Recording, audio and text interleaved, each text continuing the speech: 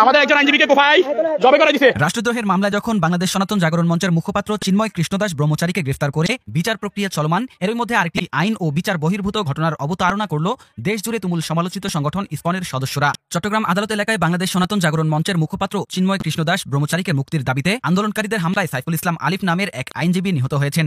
মঙ্গলবার বিকেলে Chittagong medical college হাসপাতাল কর্তৃপক্ষ তাকে মৃত ঘোষণা করেন। হামলার এই ঘটনায় 7-8 জন আহত হয়ে হাসপাতালে ভর্তি হয়েছেন। ঘটনার সত্যতা নিশ্চিত করেছেন চট্টগ্রাম আদালতের সহকারী public prosecutor Mohammad advocate Enamul Haque. তিনি গণমাধ্যমকে বলেন, সাইফুল ইসলাম আন্তর্জাতিক ইসলামী বিশ্ববিদ্যালয়ের ছাত্র ছিলেন। তিনি 2018 সালে জেলা আইনজীবী সমিতির সদস্য হন। পরে তিনি হাইকোর্টের আইনজীবী হিসেবেও নিবন্ধন পান। অ্যাডভোকেট সাইফুল ইসলাম আলিফ লোহাগাড়া উপজেলার চুনতি এলাকার বাসিন্দা। তার বাবার নাম জালালউদ্দিন। সম্প্রতি তিনি চট্টগ্রাম আদালতের সহকারী পাবলিক প্রসিকিউটর হিসেবে নিয়োগ পেয়েছেন। অ্যাডভোকেট মুক্তারউদ্দিন সাগর নামের এক আইনজীবী জানান, আমার চোখের সামনে অ্যাডভোকেট সাইফুল ইসলাম আলিফকে কোপানো হয়েছে। পুলিশের একটি সূত্র জানায়, বিকেল 3:45টার দিকে ইসকনের অনুসারীরা আদালত এলাকায় বিভিন্ন প্রতিষ্ঠানে হামলা শুরু করলে আইনজীবী সাইফুল ইসলাম তাদের বাধা দেন। এরপর ভুক্তভোগীকে তুলে নিয়ে আদালতের প্রধান ফটকের বিপরীতে রঙ্গম টাওয়ারের সামনে নিয়ে যাওয়া হয়। সেখানে সাইফুলকে কুপিয়ে আহত করে ইসকন সদস্যরা। গুরুতর আহত অবস্থায় সাইফুলকে উদ্ধার করে চট্টগ্রাম মেডিকেল কলেজ হাসপাতালে ভর্তি করা হলে কর্তব্যরত চিকিৎসক তাকে মৃত ঘোষণা করেন। চট্টগ্রাম হাসপাতালের নতুন পরিচালক ব্রিগেডিয়ার জেনারেল মোহাম্মদ তসলিম উদ্দিন গণমাধ্যমকে বলেন, চট্টগ্রাম আদালতে সংঘর্ষের ঘটনায় 7-8 জনকে হাসপাতালে ভর্তি করা হয়েছে। তাদের মধ্যে একজনকে মৃত ঘোষণা করা হয়েছে। এর আগে গতকাল সোমবার বিকেলে ঢাকা থেকে চট্টগ্রামে যাওয়ার সময়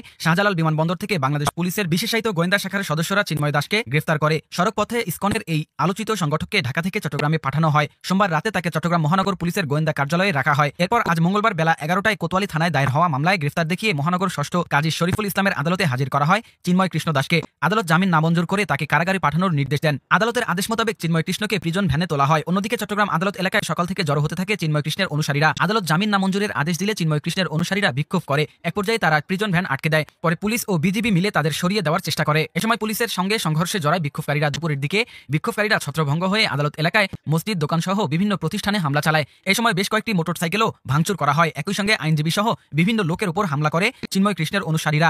সর্বশেষ সন্ধ্যা 6টার দিকে পাওয়া খবর অনুযায়ী চট্টগ্রাম আদালত সহ আশপাশের এলাকায় থমথমে অবস্থা বিরাজ করছে। ওই এলাকায় বিপুল পরিমাণ আইনশৃঙ্খলা বাহিনীর সদস্যদের মোতায়েন করা হয়েছে।